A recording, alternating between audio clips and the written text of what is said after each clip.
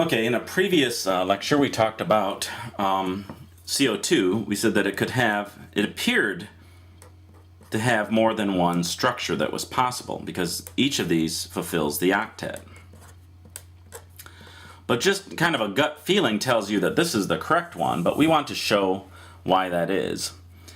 And we use formal charges to do that. So FC, we'll just call it formal charge, FC, equals the number of valence electrons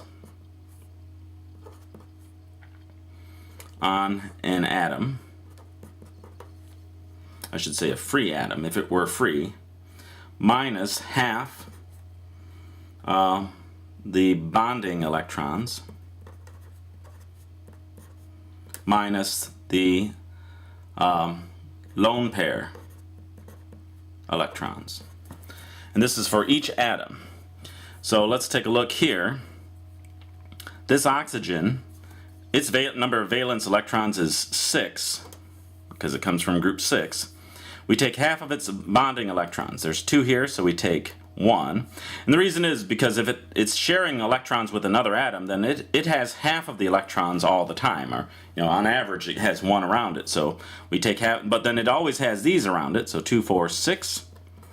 We end up with -1. So the formal charge for oxygen is -1. We look at carbon. This one here is 4. And then it has 2, 4, 6, 8 bonding electrons. So we take half of those, that's 4. And then it has no lone pair, so it has a 0. So it has a formal charge of 0 here. Now the formal charges have to add up to the charge of the species. Since it's a neutral molecule, we know that this oxygen should be +1. Let's determine that. Make sure that's true. So this oxygen is going to be 6 minus half of 6, so 3, minus 2, or +1. So you always put the formal charge of each atom above that atom. And if they happen to be exactly the same type of atom, they have the same bonding to the same atoms, then you don't have to do out this sum each time. But if they're different, then you should do that. And here we're going to do them for all of them, even though this oxygen is exactly the same as this one. So let's look at this guy. We have 6 minus 2 minus 4, so it's 0. That should indicate that this one is the same thing. Let's look at this one. It's 6, half of its bonding electrons. It has 4 bonding electrons, half of them is 2. 2, 4, 4 non-bonding, so this is 0. That should also tell us, since it's a neutral molecule, that carbon is also 0, but let's determine that. So for carbon, it has 4, and then it has half of the bonding electrons, 2, 4, 6, 8. So that's 4, so it has 0. Now what we learn, there are always exceptions, but for the majority of these molecules, if the formal charges are the lowest they can be, if we like them to be 0, they can't always be, but if they have the molecule with the lowest formal charges is generally the most stable. This one has a -1, this has a +1. What that means is that when these atoms came together, this oxygen transferred one of its electrons through the molecule over to this oxygen. It can happen, but if, and sometimes that's all that can happen. We end up with a molecule with a lot of formal charges that aren't 0. But in this case, we have a molecule, a form of it that has all 0s. This, we're going to have to say, is the correct one. That's the rule. Now for sulfuric acid, we should always know that when you're dealing with these oxoacids, the hydrogens are connected directly to oxygens, and then the oxygens to the central atom. We have this.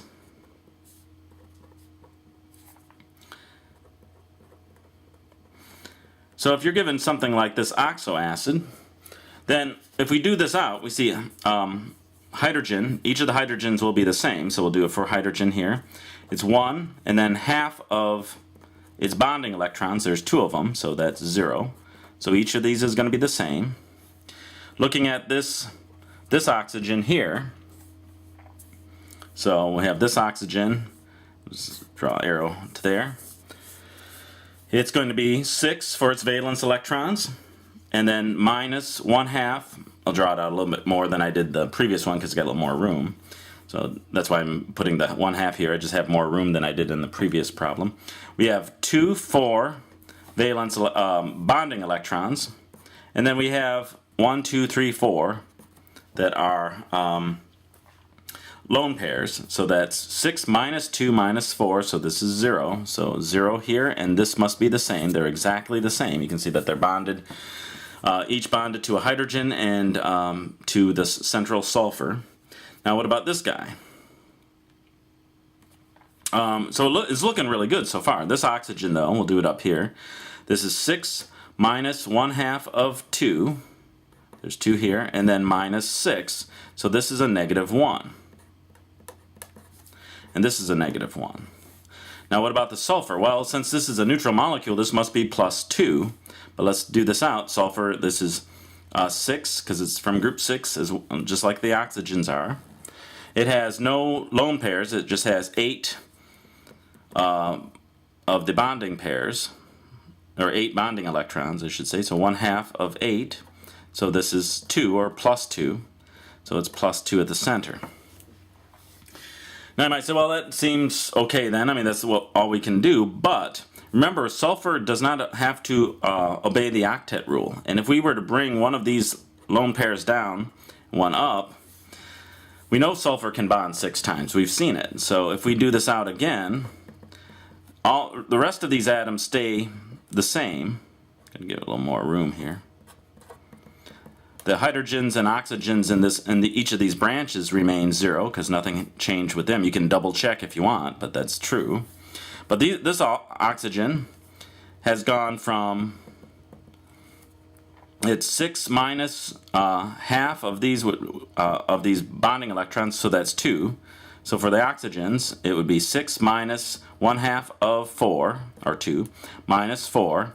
So this is 0. So these have become 0. And the sulfur must be 0, but let's check it out. So it's 6 for the sulfur. It's 6 minus, has no lone pairs, so it's 1/2, 2, 4, 6, 8, 10, 12. That's 0. So what we see here is that we've constructed something that, a molecule that, with double bonds to the sulfur, which is allowed, we can create a structure that has all zeros for formal charges. So even though it has, it breaks the octet rule, it's definitely the one that would be the most stable. You might say, well, how do we know that? So now you do. Now with oxoacids like this, and this, I'll have another one up, that's what you look for. Look for double bonds, see if there's some way of reducing the formal charges. The more of them you do, the easier you'll see that when oxygen has a single bond to it and it's on the outside, then it's going to have a -1 charge. If it has a double bond to it, it's going to be 0 for the formal charge. Now here's beryllium difluoride, and we'll show in the next chapter exactly why the bonding breaks the octet rule. But let's look at the formal charges. This fluorine is 7. It's minus 1/2 of 2 for the bonding, minus 6. So that's 0. 0 and 0, because this fluorine's the same. And then beryllium, it is in group 2. It has 4 bonding electrons, no lone pairs, so that's 2 minus 2. So that just shows that this is the most stable form. If you made this one, what you'd find is that this would be, so 7, this would be, let's figure it out, it'd be 7 minus 1/2 of 4 minus 4, so that'd be +1. This would be +1 then, so which would mean that the beryllium would have to be -2. It has too many electrons, in other words. The fluorines have transferred electrons in. Fluorines are the most electronegative atom that we have. They're not going to do that. The formal charges don't bear it out either, so there's a lot of reasons to assume that this is the correct structure. Now look at this one. Try this one.